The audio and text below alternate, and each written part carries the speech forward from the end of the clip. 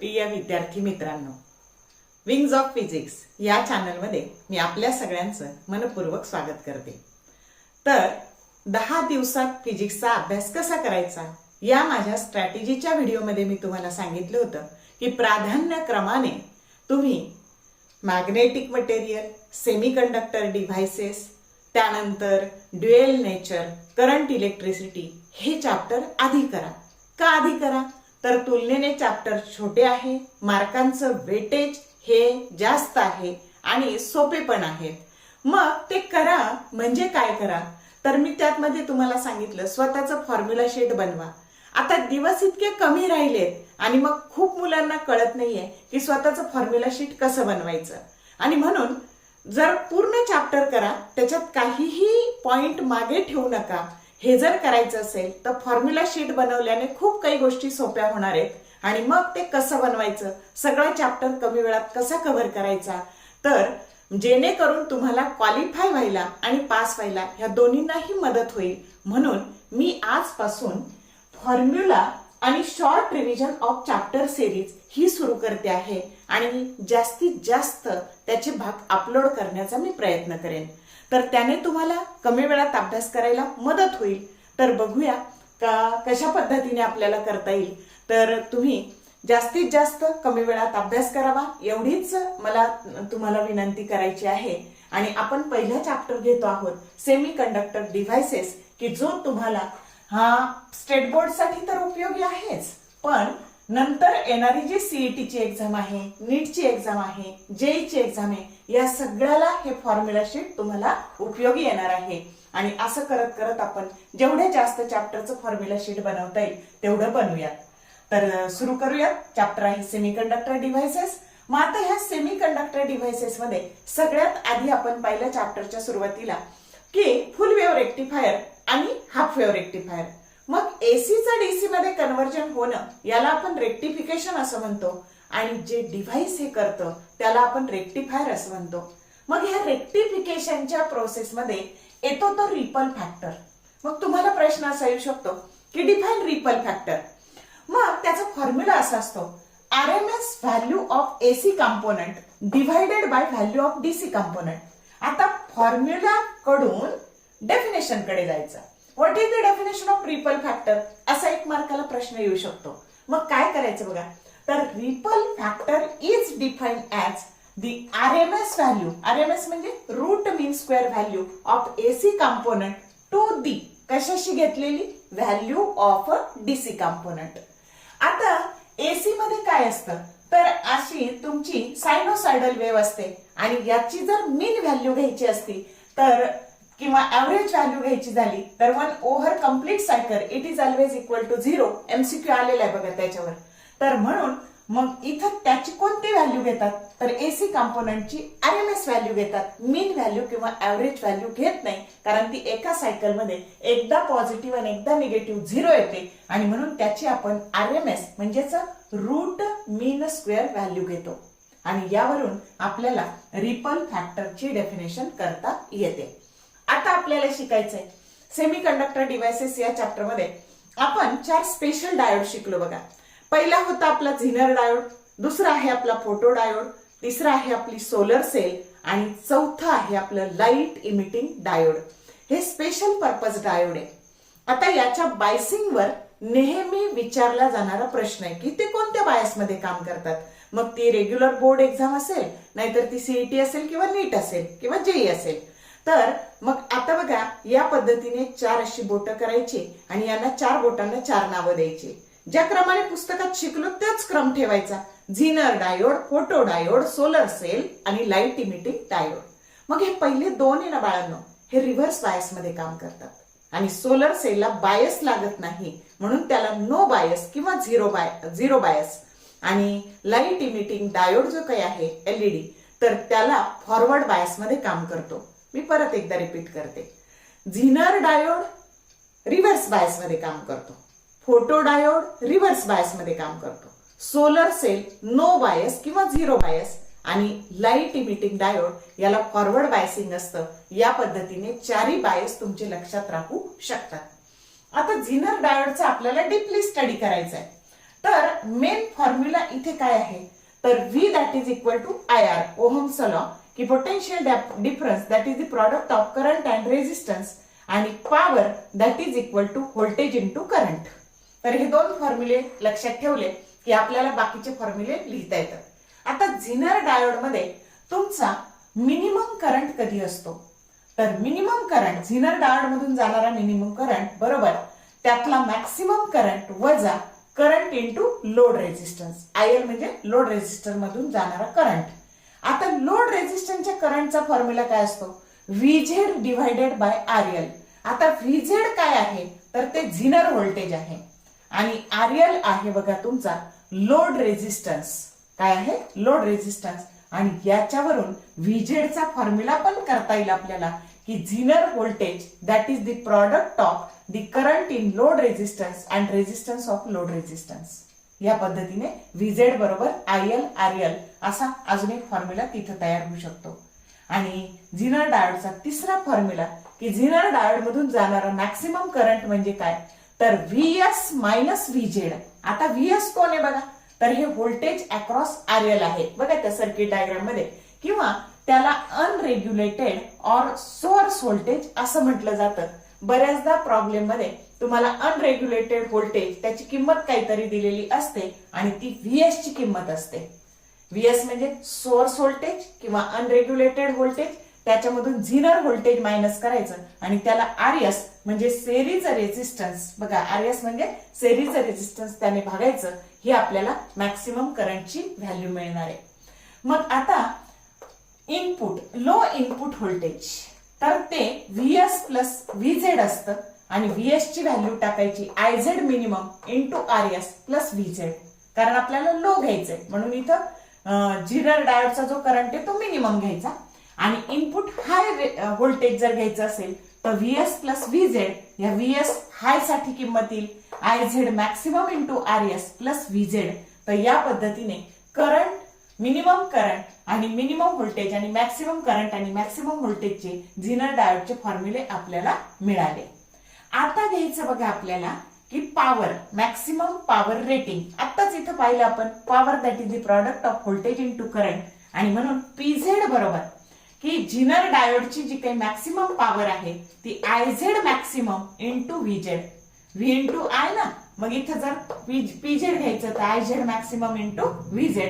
हा झाला maximum power रेटिंगचा झिनर डायोडचा formula. Okay, आता आपण येऊ फोटो डायोडकडे. आता फोटो डायोड मध्ये आपल्याला डार्क रेझिस्टन्सची डेफिनेशन येते बघा. तर डार्क रेझिस्टन्स म्हणजे काय, तर फॉर्म्युला असतो maximum reverse voltage to the dark current, आणि म्हणून बघा VR डिवाइडेड बाय ID. मग dark resistance in case of a photodiode is defined as it is a ratio of maximum reverse voltage to the, कशाशी घेतलेला, dark करंटशी घेतलेला ratio, आणि त्याला म्हणायचं डार्क रेझिस्टन्स. अशी फॉर्म्युल्यावरून आपल्याला व्याख्या करता येते, डेफिनेशन करता येते. आता घ्यायचं ट्रान्झिस्टर. आता ट्रान्झिस्टरला 3 टर्मिनल असतात. कोणते कोणते 3? इमिटर, कलेक्टर आणि बेस. आणि म्हणून त्याच्या करंटचा फॉर्म्युला असतो की इमिटरचा करंट हा कलेक्टर करंट आणि बेस करंट यांची बेरीज असते. आणि म्हणून जर समजा हा 100 असेल तर हा 95 आणि हा 5 असतो. म्हणजे खूप निग्लिजिबल करंट याच्यातून वाहून जातो बेस मधून. आणि म्हणून आता आपल्याला घ्यायचं म्हणजे हा मेन फॉर्म्युला आहे की IE current in emitter that is summation of current in collector plus current in base. आता घ्यायचं करंट गेन और करंट एम्प्लिफिकेशन फॅक्टर. आता आपण ट्रान्झिस्टर मध्ये 3 प्रकारचे कॉन्फिगरेशन पाहिले, कॉमन बेस, कॉमन इमिटर आणि कॉमन कलेक्टर. आणि म्हणून करंट गेन किंवा करंट एम्प्लिफिकेशन फॅक्टर हा कॉमन बेस साठी असतो अल्फा DC, आणि कॉमन इमिटर साठी असतो बीटा DC. आणि त्याचा फॉर्म्युला असतो बघा IC डिवाइडेड बाय IE बरोबर अल्फा DC, आणि IC डिवाइडेड बाय IB बरोबर बीटा DC. मग आता एक लक्षात ठेवायचं, दोन्ही ठिकाणी कलेक्टर करंट हा न्यूमरेटरला सारखाच आहे. मग त्याला डिवाइड कशाने करायचं, तर जिथं बीटा आहे तिथं बी ने डिव्हाइड करायचं म्हणजे बेस करंटने, आणि जिथं अल्फा आहे तिथं आय ए ने डिव्हाइड करायचं. अशी ट्रिक लक्षात ठेवायची. आणि अजून एक ट्रिक बघा की अल्फाची व्हॅल्यू ही नेहमी 1 पेक्षा छोटी असते आणि बीटाची व्हॅल्यू ही 1 पेक्षा मोठी असते. मग आता ही जर व्हॅल्यू 1 पेक्षा छोटी असेल तर न्यूमरेटर पेक्षा डिनॉमिनेटर मोठा असला पाहिजे, आणि म्हणून इथे न्यूमरेटर पेक्षा डिनॉमिनेटर मोठा म्हणजे आयसी, दोन्ही ठिकाणी न्यूमरेटर आहेच, मग मोठा कोण आहे आयई, म्हणून आयई ने डिव्हाइड करायचं. आणि हे जर 1 पेक्षा मोठा आहे तर न्यूमरेटर पेक्षा डिनॉमिनेटर निश्चित छोटा असणार आहे, आणि म्हणून आयसी तर कॉमन आहे दोन्ही ठिकाणी, मग छोटा कोण आहे दोन्हीत आयबी, आणि म्हणून त्याला आयबी ने डिव्हाइड करायचं. हा झाला डीसी साठीचा फॉर्म्युला. आता एसी मध्ये काय होतं तर एसी मध्ये हे सतत बदलत असतं, आणि म्हणून एसी साठी हे फॉर्म्युले लिहिताना लिहायचं बघा, alpha AC that is equal to change in collector current divided by change in emitter current.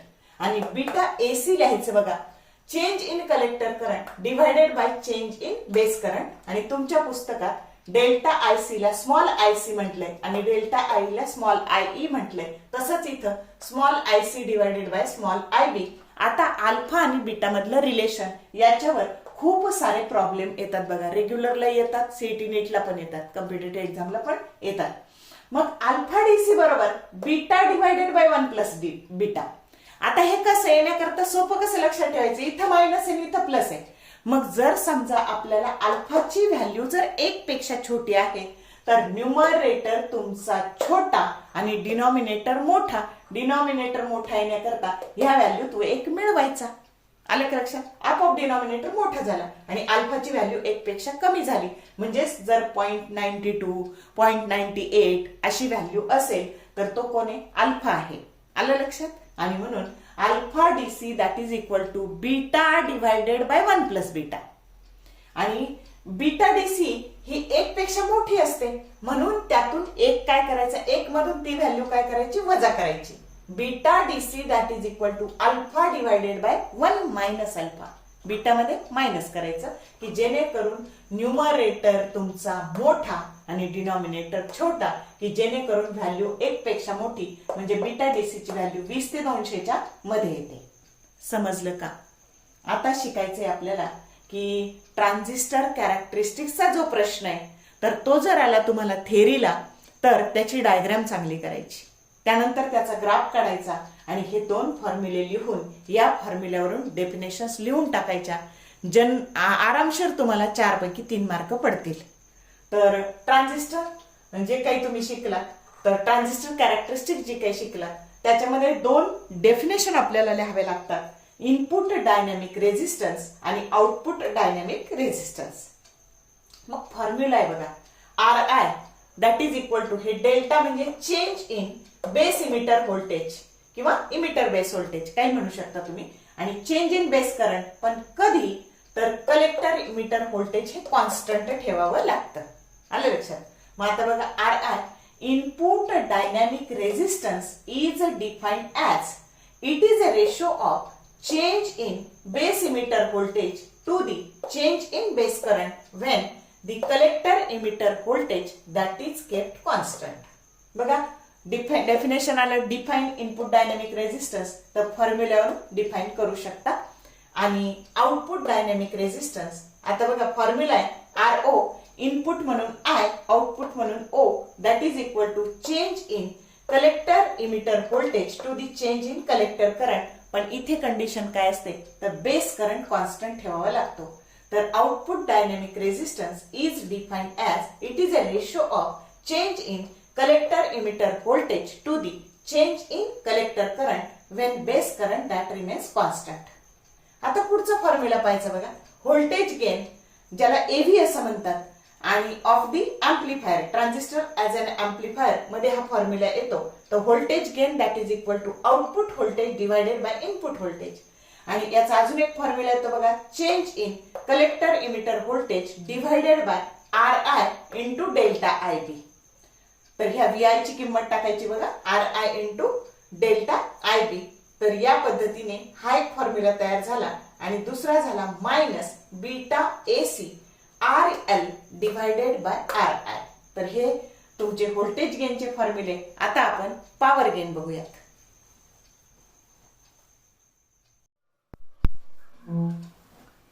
Power gain बघूयात आता आपण. तर पॉवर गेनचा फॉर्म्युला असतो बघा, output power divided by input power. मग आता पॉवर म्हणजे काय, तर व्होल्टेज आणि करंट यांचा प्रॉडक्ट. मग आउटपुट पॉवर मध्ये आउटपुट व्होल्टेज V0 आणि IC divided by input voltage VI divided by IB.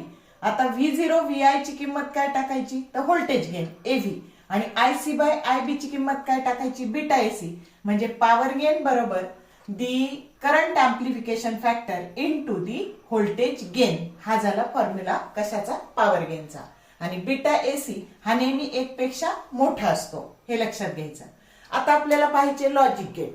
तर लॉजिक गेट मध्ये आपल्याला आधी पाहायचं नॉट गेट, ज्याला म्हणतात इन्व्हर्टर. मग आता याला एकच इनपुट आणि एकच आउटपुट असतं, आणि म्हणून इनपुट आणि आउटपुट. जर याला आपण लो इनपुट दिलं तर आउटपुट हाय, इन्व्हर्टर उलट मिळतं आपल्याला. म्हणून Y that is equal to, जर इनपुट A असेल तर output Y that is equal to A bar. आणि म्हणून इथं लो इनपुट असेल तर हाय आउटपुट, आणि हाय आउटपुट असेल तर लो इनपुट. हा त्याचा ट्रूथ टेबल, हे त्याचं बुलियन इक्वेशन, आणि हे झालं नॉट गेट. आता ऑर गेट. ऑर गेट म्हणजे काय, तर लॉजिकल ऍडिशन. असा माशाच्या पंखासारखा त्याचा आकार काढायचा, माशाचा जसा पर असतो तसा, आणि त्याला 2 इनपुट आणि 1 आउटपुट. आणि लॉजिकल ऍडिशन असल्यामुळं इनपुट जर A आणि B असेल तर आउटपुट A प्लस B हे त्याचं बुलियन इक्वेशन. आणि ट्रूथ टेबल बघा, आपण एकाच टेबल मध्ये सगळे तयार केलेले आहेत, अगदी सोपं. तर A आणि B ची बेरीज घ्यायची. मग 0 आणि 0 म्हणजे लो आणि लो, लोच येणार आहे.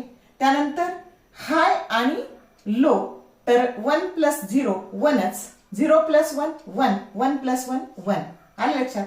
म्हणजे इथे कोणतं तरी एक इनपुट हाय असेल तर आउटपुट हाय येतं. असा MCQ किंवा 1 मार्काला प्रश्न येऊ शकतो की in which gate any one input is high, output is high, that gate is the OR gate. समजलं का, याच्यावर काय येऊ शकतो. किंवा both the input high, output is high, हे वालं कोणतं गेट, तर ते सुद्धा कोणतं गेट असेल, ऑर गेट. कोणतं तरी एक इनपुट हाय असलं तरी आउटपुट हाय, किंवा दोन्ही इनपुट हाय असतील तर आउटपुट हाय वालं गेट कोणतं गेट आहे, ऑर गेट आहे. समजलं. आता नॉर गेट. नॉर म्हणजे नॉट आणि ऑरचं कॉम्बिनेशन. म्हणजे याच्या इथं फक्त असा एक गोळा काढला की झालं त्याचं नॉर गेट. मग आता बघा, इनपुट A प्लस B आणि याचं इन्व्हर्शन, ऑरचं इन्व्हर्शन, म्हणजे Y that is equal to A plus B चा बार, हे त्याचं आउटपुट झालं. मग आता बघा, इथं जे आले ना Y, याला बार करायचा. म्हणजे जिथं 0 तिथं 1 लिहायचं, आणि जिथं 1 तिथं 0 0 लिहायचं, आणि झाला नॉरचा टेबल. कळलं का. आणि इथे बघा, याचं काय येऊ शकतं, तर असं हे की जिथं दोन्ही इनपुट तुमचे लो आहेत तिथे आउटपुट हाय आहे, म्हणजे लो लो हाय. किंवा कोणतं तरी एक इनपुट हे तुमचं लो आहे इथे. समजलं. तर या पद्धतीने, म्हणजे इथे कोणते तरी दोन्ही तुमचे, ऑर मध्ये काय म्हणता येईल, कोणते तरी दोन्ही तुमचे इनपुट हाय असतील तर आउटपुट हाय. तसं इथं दोन्ही इनपुट लो असतील तर आउटपुट हाय वाला कोणतं गेट आहे, नॉर गेट आहे. असा MCQ इथे येऊ शकतो. समजलं. आता अँड गेट. अँड गेटला म्हणायचं लॉजिकल मल्टिप्लिकेशन. मग आता हे इनपुट आहे, हे तुमचे दोन्ही इनपुट आहे, आणि हे त्याचं आउटपुट. आता लॉजिकल मल्टिप्लिकेशन म्हणजे A डॉट B झालं, त्याचं हे बुलियन इक्वेशन. आता आपण त्याचं काय करू, तर ट्रूथ टेबल करू. आता 0 0 0च येणार आहे मल्टिप्लिकेशन. 1 आणि 0चं मल्टिप्लिकेशन 0च, 0 आणि 1चं पण 0च, आणि 1 1 1चं मात्र 1 येणार आहे. आणि हा झाला अँडचा. आता याच्यामध्ये काय येऊ शकतं, तर दोन्ही हाय, इनपुट हाय तर आउटपुट हाय. आणि याच्या बाबतीत काय बघा, any one input high, output is high, असा इथे येऊ शकतो. समजलं का, असा प्रश्न इथे येऊ शकतो. आता नॅन्ड. नॅन्ड म्हणजे इथं फक्त नॉट आणि अँडचं कॉम्बिनेशन. म्हणजे इथं फक्त असा गोळा द्यायचा की झालं. आणि बुलियन इक्वेशन काय झालं, हे झाले तुमचे इनपुट आणि हे झाले तुमचे आउटपुट. तर याचा फक्त बार, A प्लस B चा बार. म्हणजे जिथं 0 0 आले तिथं काय लिहून टाकायचं 1 1 1 याचं इन्व्हर्शन आणि इथं 1 च्या जागी काय लिहायचं 0 म्हणजे जिथं तुमचे दोन्ही इनपुट हाय तिथं आउटपुट काय आलेलं आहे लो आलेलं आहे असा एमसीक्यू इथे येऊ शकतो. आणि आता शेवटचं गेट एक्सक्लुझिव्ह ऑर किंवा एक्स ऑर तर त्याला हे ऑर काढायचं अजून एक ऍडिशनल असं पुढे काढायचं आणि त्याचं बुलियन इक्वेशन असतं C that is equal to A प्लसला सर्कल करायचं आणि इंटू बी आणि याचाच अर्थ असतो A bar dot B plus A dot B bar आणि कोणतं तरी दोन तुमचे इनपुट हे डिफरंट लेव्हलला पाहिजे. आता हे दोन सेम आहे तुम्हाला आउटपुट मिळणार नाही. इथं दोन्ही सेम आहे आउटपुट मिळणार नाही. दोन्ही इनपुट डिफरंट लेव्हलला पाहिजे तेव्हा तुम्हाला आउटपुट मिळणार आहे आणि इथेही तुम्ही व्हॅल्यू टाकून बघा या पद्धतीनेच ते येणार आहे. तर हे झालं एक्सऑर और एक्सक्लुझिव्ह ऑर गेट. आता या पद्धतीने आपल्याला लॉजिक गेट करता येतं. आता बेसिक कोणते कोणते आहेत बघा नॉट ऑर आणि अँड हे बेसिक लॉजिक गेट आहेत. त्यानंतर युनिव्हर्सल कोणते बघा नॉर आणि नॅन्ड आहे आणि स्पेशल एक्सक्लुझिव्ह ऑर आणि एक्सक्लुझिव्ह नॉर हे स्पेशल गेट आहेत. तर याच्यावर सुद्धा एमसीक्यू येऊ शकतो की dash dash is a basic gate किंवा dash dash is a universal gate and dash dash is a special types of gate. तर या पद्धतीने आपण सगळा फॉर्म्युला जी काही तुमची रिव्हिजन आहे फॉर्म्युल्याची रिव्हिजन त्याचा सेमीकंडक्टर चॅप्टर कव्हर केलेला आहे. बऱ्याच कमी वेळात तुमचा खूप काही अभ्यास होणार आहे तर नीट अभ्यास करा. मला खात्री आहे की याचा तुम्ही नीट उपयोग करून घ्याल. तुम्हाला व्हिडिओ आवडला असेल आवडला तर लाईक करा शेअर करा कमेंट करायला विसरू नका आणि पूर्ण व्हिडिओ पाहिल्याबद्दल thank you very much and all the best for your study.